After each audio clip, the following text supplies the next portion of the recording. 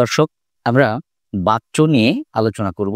এই বাচ্য নিয়ে এত বিভ্রান্তি, এত অসামঞ্জস্য ছড়িয়ে আছে যে এটা কুল কিনারা করতে পারছে না অনেকেই। আবার বই পুস্তকে যেভাবে লেখা হয়েছে সেই সংজ্ঞার সঙ্গে সংজ্ঞার্থ যা দেওয়া হয়েছে তার সঙ্গে উদাহরণ মেলে না, উদাহরণের সঙ্গে সংজ্ঞার্থ মেলানো যায় না। আল্টিমেট এটি একটি অসামঞ্জস্য পর্যায়ে রয়েছে, এটি একটি ধরা ছোঁয়ার বাইরে রয়েছে এবং এটা নিয়ে একটা বিভ্রান্তির বেড়াজালে আচ্ছন্ন রয়েছে গোটা জাতি, ছাত্রছাত্রী বৃন্দ। তো এখন এটাকে আমরা একদম পরিচ্ছন্ন করতে চাই।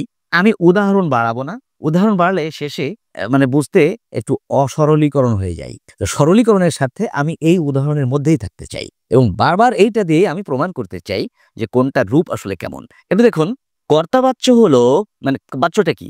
আমরা সংজ্ঞা লিখেছি কর্তার কিংবা কর্মের পক্ষ কিংবা পুরুষ পরিবর্তনে ক্রিয়ার পরিবর্তন। অর্থাৎ কর্তা কিংবা কর্ম ওর যখন পুরুষ পরিবর্তন করা হবে ক্রিয়াটি বদলে যাবে। তো যদি কর্তার পরিবর্তন হয় তখন কর্তাবাচ্য, যদি কর্মের পরিবর্তন হয় তখন কর্মবাচ্য। আবার বলছি, কর্তার পরিবর্তনে ক্রিয়া বদলে যাবে। আমি এটা লিখলাম না, বলে দিচ্ছি, কর্তার পরিবর্তনে ক্রিয়া বদলে যাবে, তাহলে কর্তাবাচ্য হবে। এখন কর্মের পরিবর্তনে ক্রিয়া বদলে যাবে, সেটা হবে কর্মবাচ্য। আর কর্তা কিংবা কর্ম যতই পরিবর্তন করি না কেন ক্রিয়া কখনোই বদলাবে না, সেটি ভাববাচ্য। আমি আবার বলছি, আমি যদি কর্তাকে পরিবর্তন করি, কিভাবে পরিবর্তন করব? তুমি, আমি, সে, এগুলো দিয়ে, সর্বনাম দিয়ে। এই যে আমি ঢাকায় এলাম, ক্রিয়া হচ্ছে এলাম। এবার তুমি করি, তুমি ঢাকায় এলে, ক্রিয়া কিন্তু বদলে গেল, হবে এলে। তুমি ঢাকায় এলে। এবার সে ঢাকায় এলো, তাহলে আমি ঢাকায় এলাম, তুমি ঢাকায় এলে, সে ঢাকায় এলো। তাহলে আমি কর্তা পরিবর্তন করেছি, আমি দিয়ে, তুমি দিয়ে, সে দিয়ে, ক্রিয়া কিন্তু তিন রকম হয়ে গেছে। সুতরাং যেহেতু কর্তার পরিবর্তনে ক্রিয়াটি পরিবর্তিত হলো, তাই এটি কর্তাবাচ্য। আপনার এরকম আরো উদাহরণ দিয়ে ঠিক এভাবে মিলাবেন, একবার আমি দিয়ে, একবার তুমি দিয়ে, একবার সে দিয়ে, দেখবেন ক্রিয়াটার কি ঘটনা ঘটছে, কি পরিবর্তন ঘটছে। তাই এভাবে কর্তাবাচ্য চিনবেন। দুই হলো কর্মবাচ্য। এখানে লিখে আছে আলেকজান্ডার কর্তৃক সিন্ধু জয়যুক্ত হয়। এখানে কর্তা হচ্ছে আলেকজান্ডার, আর এই কর্মবাচ্যে সাধারণত কর্তৃক, দ্বারা, দিয়া, কর্তৃক এগুলো কিন্তু থাকে। তো এটা একটা চেনার একটা উপায়, এটা একটা মোক্ষম উপায়। তবে মূল বিষয় হচ্ছে আমি এই সিন্ধুকে পরিবর্তন করব। আচ্ছা, আমি একটু কর্তার পরিবর্তন করি, দেখি ক্রিয়ার কি ঘটনা ঘটে। আলেকজান্ডার কর্তৃক সিন্ধু জয়যুক্ত হয়, আমার কর্তৃক সিন্ধু জয়যুক্ত হয়, তোমার কর্তৃক সিন্ধু জয়যুক্ত হয়, তার কর্তৃক সিন্ধু জয়যুক্ত হয়। আমি কর্তা বারবার পরিবর্তন করলাম, ক্রিয়ার কিন্তু কোনো পরিবর্তন এলো না। তাহলে আমি কর্মের পরিবর্তন করে দেখব। এক্সপেরিমেন্ট 2, সিন্ধু হচ্ছে কর্ম। আলেকজান্ডার কর্তৃক সিন্ধু জয়যুক্ত হয়, সিন্ধুর জায়গায় এবার আমি দেব। আলেকজান্ডার কর্তৃক আমি জয়যুক্ত হই, আলেকজান্ডার কর্তৃক তুমি জয়যুক্ত হও।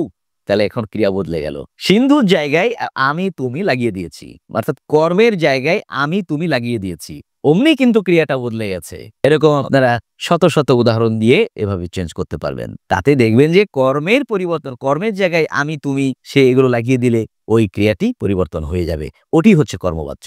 এবার আসেন ভাববাচ্য। ভাববাচ্য হলো কর্তা কিংবা কর্ম আমি যতই পরিবর্তন করি না কেন, এখানে আমার কর্ম নেই, আমি কর্তা দিয়েছি, কারণ এই জায়গাটা অনেক ছোট, বেশি লেখাও যাচ্ছে না। এখানে কিন্তু ক্রিয়ার কোনো পরিবর্তন ঘটবে না। আমি উদাহরণ দিয়েছি, আমাকে এখনই যেতে হবে, এবার তোমাকে দিই, তোমাকে এখনই যেতে হবে, এবার তাকে দেব, তাকে এখনই যেতে হবে, রহিমকে এখনই যেতে হবে।